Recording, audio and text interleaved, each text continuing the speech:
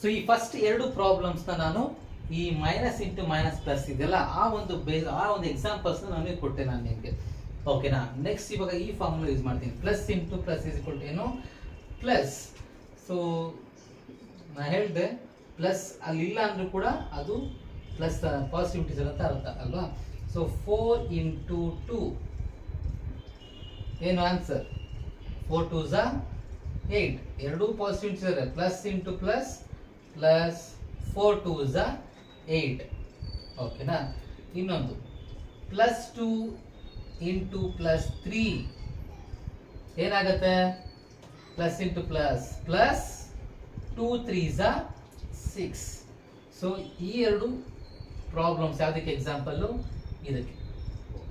ಓಕೆನಾ.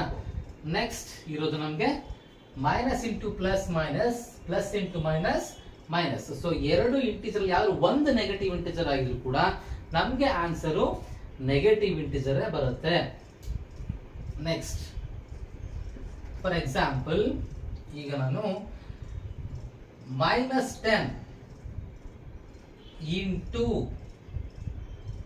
ಪ್ಲಸ್ 2 ಅಂತ ತಗೊಂಡೆ ಪ್ಲಸ್ 2. ಈಗ ಫಸ್ಟ್ ಏನ್ ಮಾಡಬೇಕು ಸೈನ್ಗಳನ್ನ ಮಲ್ಟಿಪ್ಲೈ ಮಾಡ್ಕೊಳ್ಳಿ. Minus into plus minus 10 into 2 20. ಓಕೆನಾ. ಸೊ ಇದು ಒಂದು ಫಸ್ಟ್ ಏನ್ ಮಾಡಬೇಕು ಸೈನ್ಗಳನ್ನ ಮಲ್ಟಿಪ್ಲೈ ಮಾಡ್ಕೊಳ್ಳಿ, ನಂಬರ್ನ ಮಲ್ಟಿಪ್ಲೈ ಮಾಡಿ.